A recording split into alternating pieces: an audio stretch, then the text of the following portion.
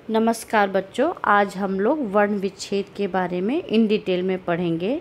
मैंने पहले भी एक वीडियो अपलोड किया था जिसमें वर्ण विच्छेद के बारे में बताया था, जिसमें हमें पता चल गया है कि वर्ण का विच्छेद कैसे करते हैं। तो आज हम सिर्फ र के रूप, संयुक्त व्यंजन, री की मात्रा वाले शब्द है ना, और अनुस्वार अनुनासिक वाले शब्दों का वर्ण विच्छेद कैसे करेंगे वो इस वीडियो में हम देखेंगे। तो आइए हम देखते हैं। तो सबसे पहले हम वर्ण विच्छेद एक बार जान लेते हैं फिर से, चूँकि हम वर्ण विच्छेद के बारे में देखने जा रहे हैं। तो वर्ण का अर्थ होता है अक्षर, यानी हमारे स्वर और व्यंजन इसके अंतर्गत आते हैं। विच्छेद का मतलब होता है अलग करना, अर्थात इसकी जो परिभाषा है, शब्दों में आए स्वर और व्यंजन को अलग अलग करके लिखना ही वर्ण विच्छेद कहलाता है। सबसे पहले ध्यान देने योग्य बातें इसमें ये है कि जैसे हमें पता है कि व्यंजन की मदद कौन करता है, स्वर करता है। क से लेके श तक हमारे जितने भी व्यंजन है, क, ख, ग, घ, हम इसका उच्चारण कर रहे हैं तो इसमें अ साउंड आ रहा है। का, खा, गा, घा, इसमें किसका साउंड आ रहा है, आ का साउंड आ रहा है। तो व्यंजन के साथ स्वर जब आता है तो मात्रा के रूप में आता है, और जहाँ पे मात्रा के रूप में नहीं आता, जैसे क, ख, ग, घ, तो उसमें वो अस्वर होता है, क्योंकि अ की मात्रा नहीं होती है। तो व्यंजन को जब हम वर्ण विच्छेद करते हैं, हमें पता है कि हमें व्यंजन को हलंत लगा के दिखाना होता है, और उसके बाद जो भी स्वर उसकी मदद कर रहा है उसको उसके बगल में बिठाना होता है।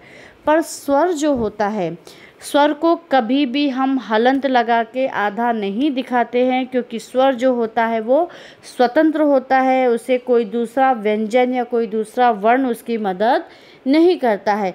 सर बोलता है मैं तो आज़ाद हूँ, मुझे किसी की मदद नहीं चाहिए, जबकि जो व्यंजन होता है ना, उसको बोलने के लिए स्वर की मदद चाहिए होती है, वो उसके ऊपर डिपेंड है। तो आइए देखते हैं, हम कुछ ही उदाहरण देखेंगे सिर्फ आ और ई की मात्रा वाले शब्दों का, क्योंकि वर्ण विच्छेद सभी मात्राओं का सेम होता है ना। सिर्फ जो उसमें कठिनाई र के रूप वाले में है, संयुक्त व्यंजन में, उसके बारे में मैं इसमें आगे डिटेल में बताऊंगी। तो पहला हमारा है अ। आप लोग यहाँ पर देख सकते हो कि यहाँ पर जो है अ, कि ये जो अ है, अ को मैंने इधर क्रॉस से दिखाया है, मतलब अ की कोई मात्रा नहीं होती। पहला अक्षर है कमल। कमल ये किन तीन अक्षरों से मिलके बना है, क, म और ल। तो जब वर्ण विच्छेद करते हैं तो हम एक एक अक्षर लेके चलते हैं। तो पहला अक्षर है क। तो हमने क्या सीखा था कि सबसे पहले व्यंजन को आधा दिखाएंगे, फिर उस स्वर को अलग करेंगे। तो पहला व्यंजन है क। तो आप यहाँ देखिए, मैंने इस क को हलंत लगा के आधा दिखाया प्लस अस्वर मदद किया।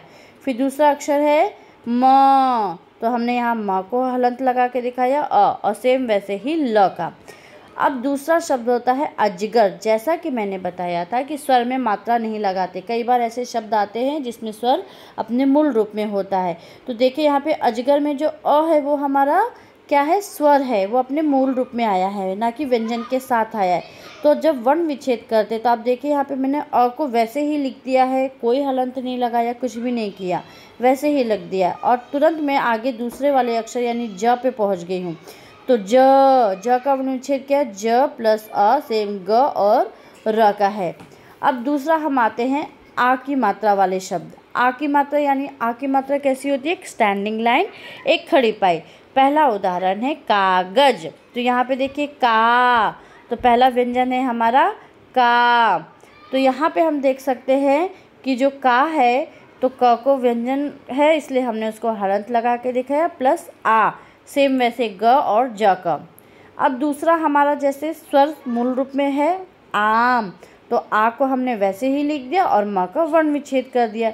ठीक ऐसे ही किसान है। किसान में यहाँ पे देखिए ई की मात्रा आई है, स में आ की मात्रा और न में कोई मात्रा नहीं, अस्वर मदद किया है। और यह इमारत, इमारत में ई स्वर आया है, मैंने इस ईश्वर को वैसे ही लिख दिया है, मा र त।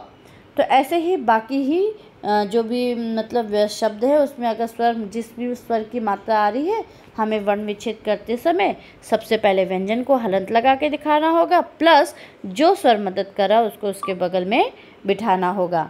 अब हम आगे आते हैं। सबसे पहले जहाँ पे हमको थोड़ी कठिनाई आती है, जैसे री की मात्रा वाले शब्दों में, तो यहाँ पे जो हमारा री की मात्रा वाले शब्द है उसमें पहला, जैसे मैंने बोला, दो चीज़ है, एक स्वर मूल रूप में आएगा और दूसरा मात्रा के रूप में। तो यहाँ पे ऋषि में री जो है हमारा क्या है, स्वर अपने मूल रूप में आया है, तो मैंने इस री को वैसे ही लिख दिया। और श और ई का तो वर्ण विच्छेद आपको आता ही है। अब दूसरा शब्द है कृपया। कृपया में यहाँ पे आप देख रहे हो ये क के नीचे री कैसे आया है, मात्रा के रूप में आया है। तो इसका वर्ण विच्छेद कैसे करेंगे, सबसे पहले इस व्यंजन को हम जो है क को हम हलंत लगा के दिखाएंगे, प्लस री की मात्रा है तो री लगा दिए, फिर प और या। ठीक वैसे ही अमृत का उदाहरण है, अ हमारा स्वर क्या है, अ को वैसे ही लिख दिया, म में री की मात्रा है तो माँ को री के से अलग किया, और त। तो ये हमारा री की मात्रा वाले शब्द का उदाहरण है। अब हम आते हैं ऐसे शब्द जिसमें व्यंजन जो है वो आधे आते हैं ना, मतलब उसको स्वर ने मदद नहीं किया। तो जो अक्षर शब्द में पहले से ही आधे आते हैं उनको हम वर्ण विच्छेद करते समय हलंत लगाकर दिखाएंगे, ना कि उसको आधा वहाँ पर जैसे शब्द में लिखा है वैसे लिखेंगे। पहला उदाहरण है पुस्तक। तो आप देख सकते हैं पुस्तक पुस्तक में प प्लस उ पहला व्यंजन हमने लिया, देन उसके बाद यहाँ पे आधा स है, तो यहाँ पे स को लाइन नहीं है, स को मात्रा नहीं है, किसी भी स्वर ने मदद नहीं की है, यानी अ की भी मदद नहीं है। तो यहाँ पे तो स आधा है, उसको खड़ी पाई नहीं, पर यहाँ पर हम स को कैसे दिखाएंगे, हलंत के साथ आधा दिखाएंगे, ना कि ऐसे आधा दिखाएंगे जैसा शब्द में आया है। फिर उसके बाद हम त पे आते हैं और क पे आते हैं। अब हम ऐसे शब्द का वर्ण विच्छेद करेंगे जिसमें जो हलंत के साथ अक्षर आया, जैसे ट है, फिर ड है, ये ऐसे अक्षर है जो नीचे से गोलाकार आते हैं। तो इनको जब हम उन व्यंजनों को आधा दिखाते हैं तो हम उनके नीचे ऐसे स्लैंटिंग लाइन, जिसको हम हलंत बोलते हैं, वो हम लगा के दिखाते हैं। तो ची का तो आपको पता है वर्ण विच्छेद। अब ट यहाँ पे हलंत के साथ ही, तो अब इसका कैसे करेंगे, इस ट को हम वैसे ही हलंत के साथ लिख देंगे। फिर हमारा ठी यानी ठ प्लस बड़ी ई, तो यहाँ पे गलती से ट ही आ गया, यहाँ पे ठ ही होगा प्लस बड़ी ए। तो यहाँ पे क्लियर हो गया कि यहाँ पर खड़ी पाई नहीं है, पर जब यहाँ पे विच्छेद दिखाएंगे तो हम आधा ही दिखाएंगे, पर हलंत के साथ। आप देख रहे हो स का हलंत के साथ दिखाने के साथ बाद ही तुरंत बाद मैंने त का वर्ण विच्छेद कर दिया यहाँ पे, ना कि अ लगाया है, और जो हलंत के साथ है उनको वैसे ही लिख दिया है, और आगे तुरंत बाद दूसरे अक्षर पे बढ़ गए हैं हम।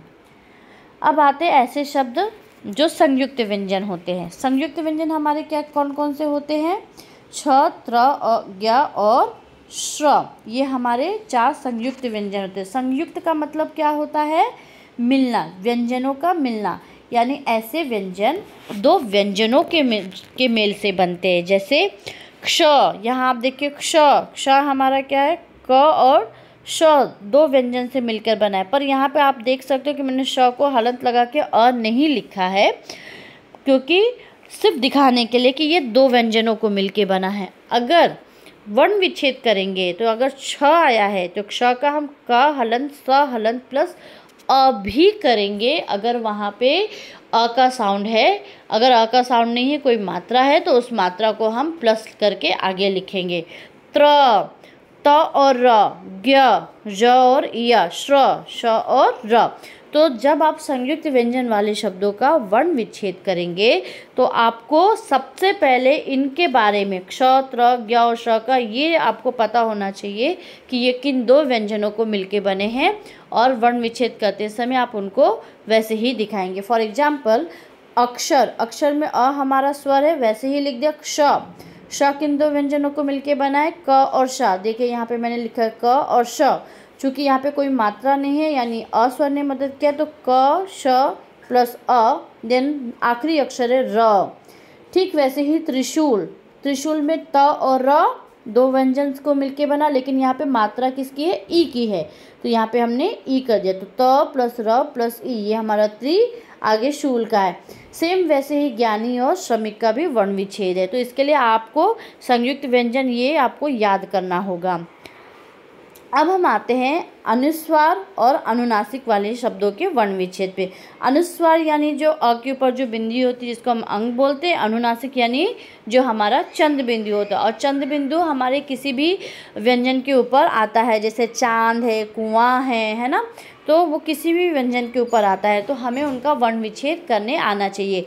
यहाँ पर भी हम दो उदाहरण देखेंगे, ऐसे उदाहरण जो स्वर के रूप में है और ऐसे उदाहरण जो वो व्यंजन के साथ है। तो पहला उदाहरण है हंसी। हंसी में ह के ऊपर चंद्र बिंदु है, यानी व्यंजन के रूप में है और व्यंजन के ऊपर चंद्र बिंदु है। तो ह को कौन सा स्वर मदद कर रहा है? अ। तो आप देखिए मैंने यहाँ पे ह को हलंत लगाया प्लस अ को मदद कर रहा है, तो अ के ऊपर चंद्र बिंदु। और सी का तो आपको पता है स और ए। लेकिन यहाँ पे आँख है, यहाँ पे प्रिंट आया नहीं है। आँख में आ के ऊपर चंद्र बिंदु आता है, तो यहाँ पे चूंकि आ है वो स्वर है, तो मैंने इस आ स्वर को वैसे ही लिख दिया और इसके ऊपर चंद्र बिंदु आएगा प्लस ख।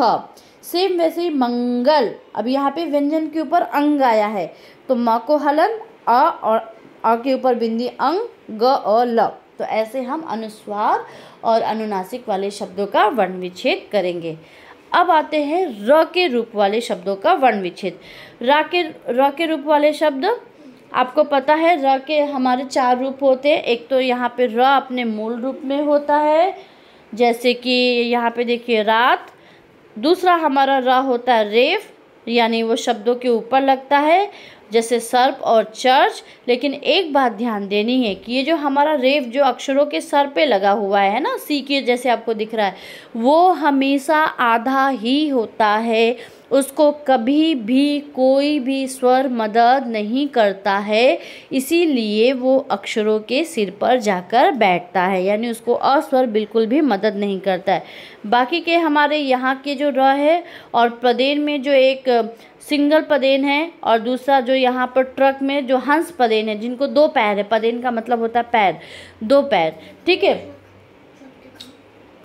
तो पदेन के रूप में जो है, तो इनको हमारा जो है अक्सर मदद करता है। तो वर्ण विच्छेद करते समय आपको इस बात का ध्यान देना है, ठीक है। इसलिए मैंने आपको बताया है कि रेफ को अस्वर मदद नहीं करता, बाकी सबको अस्वर मदद करता है। तो जब वर्ण विच्छेद करेंगे, कहीं पे रेफ आया है, तो हम उस रेफ को हम र को हलंत के साथ तो दिखाएंगे प्लस अ नहीं दिखाएंगे।